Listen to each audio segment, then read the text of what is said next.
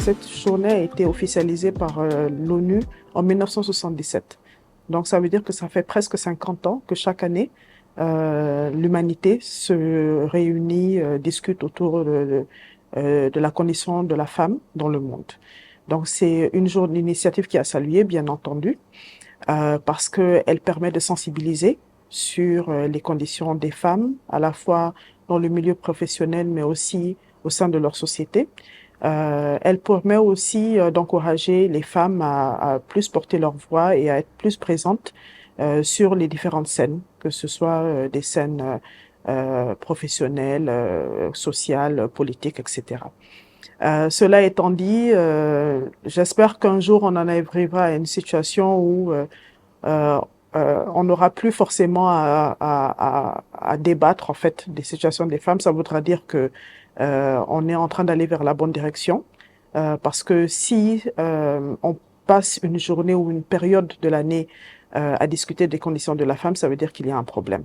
Mais au moins, voilà, c'est une initiative qui permet de mettre les éléments sur la table pour pouvoir discuter sur comment améliorer la condition de la femme et comment encourager aussi les femmes à être plus actives et plus présentes dans leur société. La technologie, de façon générale, est devenue incontournable, hein. Je pense que la première chose qu'on fait en se levant le matin, c'est regarder son téléphone, malheureusement ou heureusement. Et la dernière chose qu'on fait aussi avant de se coucher, c'est aussi vérifier ce qui se passe un peu sur la sphère de l'Internet. Ça a des aspects positifs, parce que moi, en tant que femme et en tant que mère, le fait d'avoir des technologies qui me permettent d'être efficace à distance me permettent de temps en temps de pouvoir passer plus de temps avec mes enfants, avec ma famille.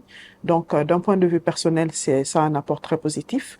Je me souviens que pendant la période de Covid, étant donné que nous ne pouvions pas nous déplacer ou que les déplacements étaient limités, nous, en tant qu'Ecobank, nous étions très heureux d'avoir des solutions qui nous permettaient de pouvoir être efficaces et continuer notre vie professionnelle tout en restant à la maison. Donc, ça a définitivement un apport très positif.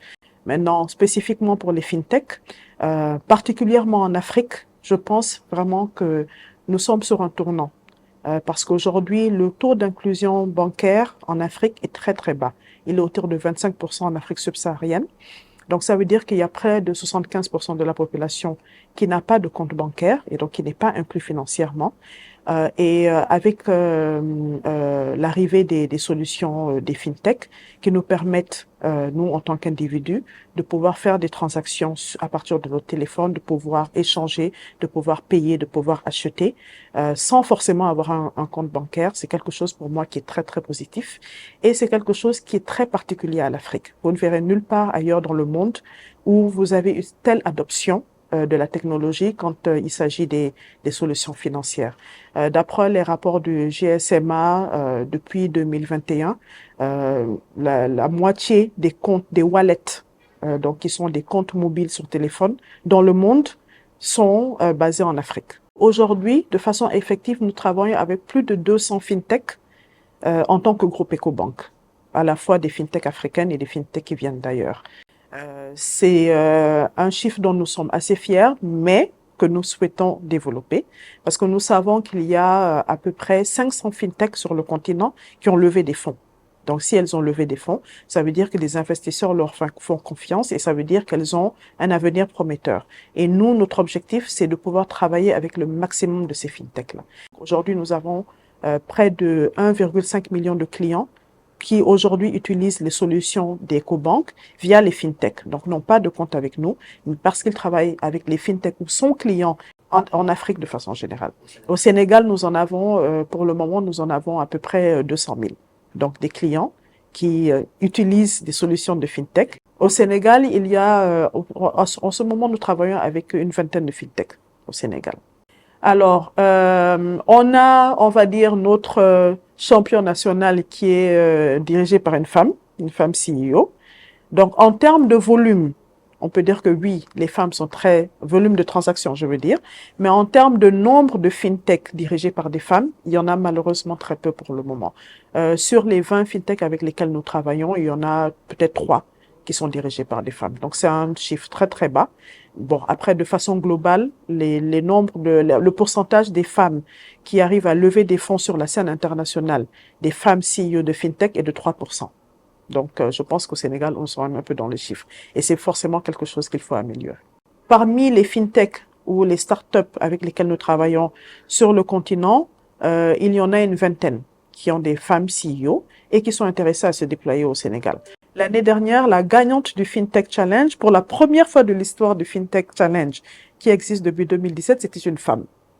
Donc c'est un élément très très positif et nous espérons en avoir plus. Cela étant dit, on a un autre programme qui s'appelle Elevate, qui est un programme de soutien pour les femmes entrepreneurs de façon générale. Pas forcément, pas seulement pour les fintech, mais pour les femmes entrepreneurs, pour les soutenir dans leurs activités commerciales ou les activités de business qu'elles ont. Donc ce programme-là existe partout en Afrique et nous le développons de façon très significative au Sénégal. J'aimerais aussi pointer du fait que vous n'êtes pas forcément obligé d'être scientifique pour être dans le domaine de la technologie. Moi, je connais beaucoup de femmes entrepreneurs qui ont eu à créer des startups qui n'ont pas forcément de background de formation dans le développement de logiciels ou dans la technologie, mais parce qu'elles s'intéressent à l'innovation, ont pu créer des entreprises qui aujourd'hui sont pérennes, qui emploient beaucoup d'employés. J'encourage toutes les femmes qui sont intéressées à être actives et à faire porter leur voix dans le domaine de la technologie, à pouvoir y aller. J'espère que le Sénégal Connect Park est une initiative qui permettra de placer le Sénégal sur la carte du continent africain comme étant un hub d'innovation, que ce sera une initiative qui va attirer plus d'investisseurs, plus d'innovateurs aussi, pas seulement sénégalais, même au-delà du continent, plus d'acteurs, plus de toutes les personnes qui sont impliquées dans le développement de l'innovation sur le continent, et que demain, grâce à cette initiative, on pourra tutoyer nos amis du Nigeria ou du Kenya ou de l'Afrique du Sud en se disant, voilà, au Sénégal, il se passe quelque chose de positif et voilà, nous contribuons grâce à la technologie et à l'innovation de façon positive à l'impact social à la fois au Sénégal et sur le continent.